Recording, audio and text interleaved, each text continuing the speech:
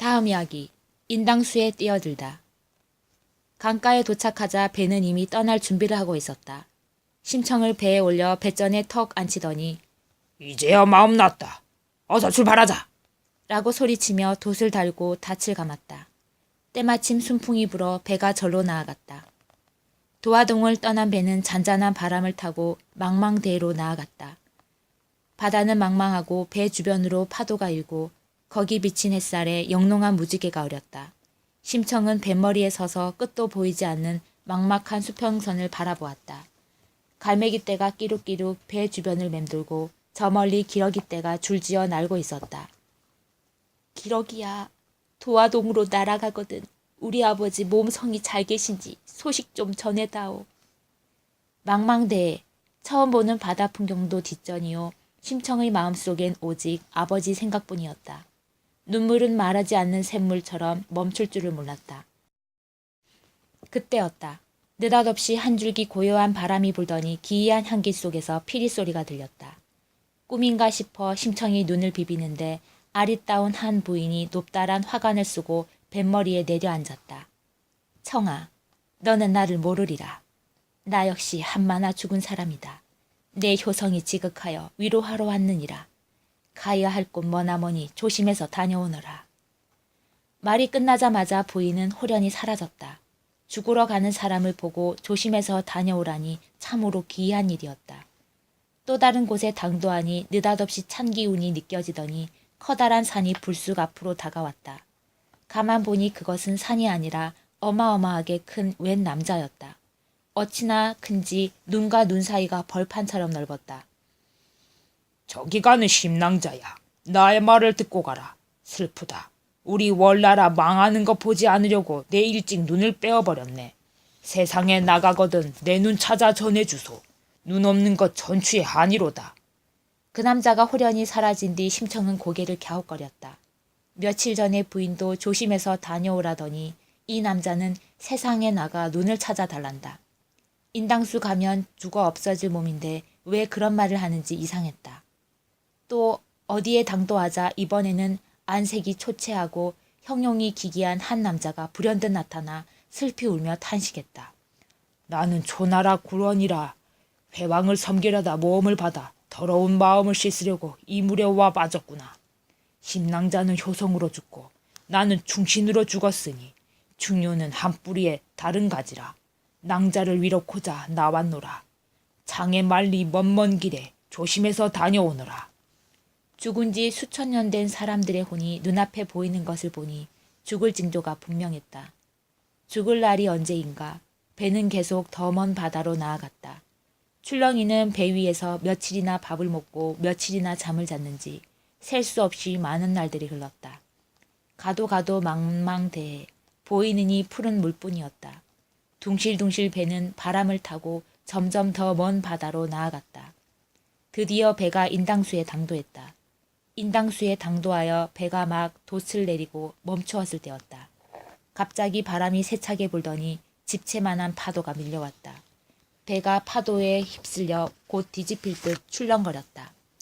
배 위의 물건들이 요란하게 소리를 내며 사방으로 흩어지고 부서졌다. 사람들은 깜짝 놀라 이리 뛰고 저리 뛰고 부산하게 움직였다. 무슨 조화 속인지 한 치 앞도 보이지 않는 짙은 안개가 배 전체를 애웠었다. 대양 한가운데서 노도 잃고 키도 빠지고 배는 갈 길을 잃고 요동치는 파도에 몸을 맡겼다. 어두컴컴한 안개 속에서 배전에 부딪히는 물결 소리만 요란했다. 뱃사람들은 그 와중에 쌀 한 섬으로 밥을 짓고 소를 잡고 술을 올리고 어수선하게 움직이는 한편 심청을 목욕시키고 하얀 소복을 입혀 제쌍머리에 앉혔다. 심청이 제사상 앞에 앉자 두둥둥둥 북소리와 함께 제사가 시작되었다. 용왕님, 우리 동무 24명, 10여 세의 배를 타고 장사길에 나섰습니다. 인당순 용왕님이 사람 제물 받으셔서 도성국 도화동의 15세 효녀 심청을 제물로 드리오니 고이고이 받으소서.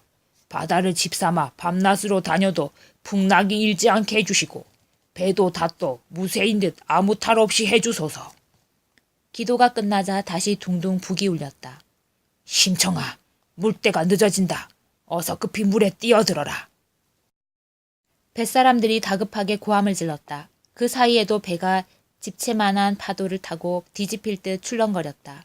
심청이 물에 뛰어들어야 할 파도가 잠잠해질 터였다. 심청이 온몸을 부들부들 떨며 물었다. 여보시오, 도화동이 어느 쪽이오? 한 뱃사람이 손을 들어 도화동을 가리켰다. 저 멀리 하얀 구름이 가득한 그 아래가 도화동일세. 심청은 도화동 쪽을 향해 서서 두 손 모아 절을 올렸다. 아이고 아버지, 청이는 죽사오나 아버지는 눈을 떠서 천지만물 보옵시고 나 같은 불효자식은 아예 생각조차 마소서. 마지막 기도를 올린 심청은 뱃전 넘어 바다를 바라보았다. 때마침 태산 같은 파도가 배를 향해 달려들었다. 물결이 우르릉 배를 삼킬 듯 뱃전으로 넘실거렸다. 파도가 칠 때마다 이리 비틀 저리 비틀 심청은 갈짓자 걸음으로 뱃전을 향해 나아갔다. 시꺼먼 파도가 또다시 배를 향해 무섭게 밀려왔다. 인당수 한가운데는 물결이 빙빙 돌고 있었다. 바다가 자신을 삼키려고 시커먼 주덩이를 벌리고 있는 듯했다. 심청은 차마 뛰어들 엄두가 나지 않아 질끈 눈을 감았다. 내일이 주저함은 정성이 부족한 탓이다. 정성이 하늘에 닿아야 우리 아버지 눈을 뜰 터인데. 심청은 바다를 보지 않으려고 치마폭을 뒤집어 쓴 채 풍덩물로 뛰어들며 소리쳤다. 아버지, 저는 이제 죽사오니 부디 눈을 뜨고 세상 만물 보옵소서. 심청의 몸이 바다에 닿자마자 소용돌이 치던 인당수가 잠잠해지고 언제 그랬냐는 듯 세찬 파도가 잦아들며 안개가 말끔히 개었다. 눈이 부시게 푸른 하늘 위로 뭉게뭉게 구름이 피어올랐다. 뱃사람들은 망연자실 잠잠해진 인당수를 바라보았다. 산채로 제물로 바친 심청이 생각에 다들 눈시울이 붉어졌다. 아이고 불쌍하다. 아무리 장사가 좋다 해도 사람을 사서 물에 넣다니. 이러다 천벌을 받지 천벌을 받아. 내년부터는 이 장사를 때려치워야겠다.